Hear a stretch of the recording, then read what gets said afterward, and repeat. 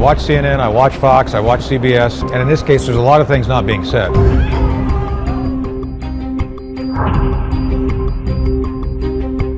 It almost certainly is a recombination event that was laboratory driven.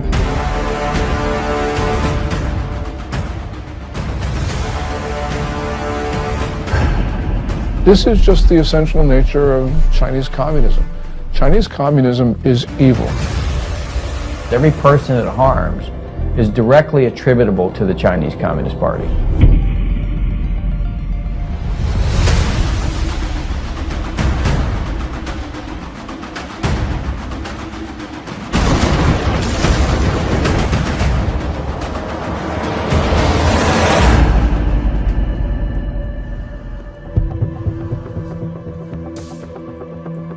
I began looking into the origin of the now widely known coronavirus in early February, with its timing amid the Hong Kong protests, the Taiwan elections, and the US-China trade deal. My name is Joshua Philipp. I'm an investigative reporter at the Epoch Times in New York, writing about the Chinese Communist Party's programs of espionage and unconventional warfare for well over a decade. Videos and messages from Chinese citizens leaking through the censorship suggested the situation was much worse than what the regime was reporting. As my research progressed, initial answers turned into more questions.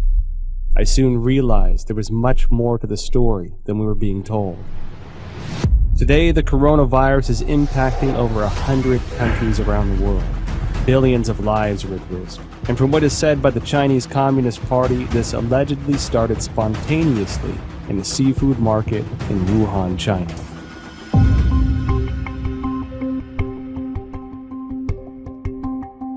Wuhan is the capital of Hubei province, the largest city in central China. Huanan Seafood Market is located in Jianghan district of Wuhan City and is a large, comprehensive market that includes pork and a variety of frozen seafood, flavored spices, as well as some game meats. The first thing that received public attention about the epidemic was an internal notice from the Wuhan Health Commission. There has been a continuous occurrence of pneumonia cases of unknown cause. The notice issued on December 30, 2019, clearly required all medical units to report similar cases of unknown pneumonia. The notice started spreading online, and on December 31, 2019, the Wuhan Health Commission issued a public notice for the first time, saying that some medical institutions found a link between the pneumonia cases and the Huanan seafood market. However, the notice pointed out that there was no evidence of obvious human-to-human transmission and no infection among medical personnel. On January 1st, 2020, the Huanan seafood market posted a notice of closure. This was followed by a thorough cleanup of the market, which as an investigative reporter seemed rushed. Guan Yi, a well-known Hong Kong expert, echoed my concern that the move was like destroying a crime scene. Since then, Wuhan officials have repeatedly said that most cases of pneumonia in Wuhan have a history of exposure to the Huanan seafood market. On January 26, the Institute of Virology of China CDC announced that 33 of the 585 environmental samples from the Huanan seafood market were found to contain the novel coronavirus nucleic acid, and the virus was successfully isolated from the positive culture samples, suggesting that the virus originated from wild animals sold at the market. At this point, Huanan seafood market being the source of the epidemic became an official conclusion. A few days later, however, a report from the journal Science published online challenged that story. The report cited a paper in The Lancet, one of the world's top medical journals, and questioned whether Wuhan's novel coronavirus pneumonia could not have originated at the market. The paper, titled Clinical Features of Patients Infected with 2019 Novel Coronavirus in Wuhan, China, was published in The Lancet on January 24. The first author of the paper is Huang Xiaolin, Deputy Director of Jinyintan Hospital, the first designated hospital for treatment of unknown pneumonia in Wuhan. Why would this come as a challenge to the official narrative? I think this journal article is very important. It reveals a lot of important information. For example, this paper talk about the first patient onset was actually on December 1st. These patients were not related to Huanan seafood market.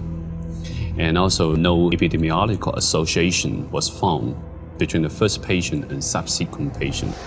And then also on this paper, I talk about on December 10th, there were 3 more onset cases, 2 of which were not related to Huanan Seafood Market wholesale. Major discovery is that a total of 41 patients were counted in this paper, and 14 of them proved to be unrelated to the seafood market, accounting for more than 1/3. No one sells bed at the seafood market too, and the official from CDC didn't mention they find any beds in the seafood market too. Certainly the Lancet paper showing that supposed patient 0 was nowhere near the market. Secondly, that there are no bats in the seafood market or anywhere close. The idea of the spread so fast through a population, just the way it was said through the seafood market, is highly unlikely and improbable. On January 29th, The Lancet republished an analysis of 99 confirmed cases at Jinyintan Hospital, of which 50 had no history of exposure to the seafood market. According to the New England Journal, of the 425 cases confirmed, 45 cases onset before January 1st had no history of exposure to the seafood market. Notably, the authors of the 2 Lancet papers in the New England Journal of Medicine are doctors and medical experts in mainland China. Daniel Lucy, an epidemiologist at the University of Georgetown, said in response to the Lancet paper that if the data were accurate, the first case would have been infected by the virus already in November 2019, because of the incubation period between infection and symptoms. This would mean that the virus was quietly spreading between people in some parts of Wuhan before the cluster of cases with a history of exposure to Huanan Seafood Market began on December 15. The first expert group from the National Health Commission arrived in Wuhan as early as December 31st, 2019. The expert panel established a set of diagnostic criteria after investigating Jinyintan Hospital of Wuhan that stipulated a history of contact with Huanan Seafood Market, the person having a fever, and displaying the whole genome sequence. All 3 standards have to be met to confirm a case. This standard was used until a second group of experts, including Zhang Nanshan, arrived in Wuhan on January 18th and made a revision. Why did the panel impose a history of seafood market exposure as a criteria of diagnosis, knowing that at least 1/3 of the cases were unrelated to the seafood market? They clearly know about 14 patients not related to Huanan Seafood Market at all. That clearly means another source of outbreak. I think somehow this could be a malfeasance or somewhat intentionally cover up some important source of infection. It can go a long way to covering up the actual source by imposing a false place and you're not looking at the actual victims. Then you're only allowed to find your keys under the light post. The numbers that we're getting from China about new infections and deaths are highly suspicious.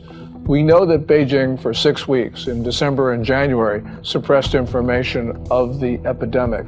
And then when they officially acknowledged it on January 20, they then started a campaign of suppression of information. We know that because the central leading group that was announced on January 26 has a 9-person roster, and it's very heavy with propaganda officials. Indeed, the vice chairman of the group is the Communist Party's propaganda czar. It appears that the party's main goal here is suppression of information, controlling the narrative. That's more important to them than actually ending the epidemic.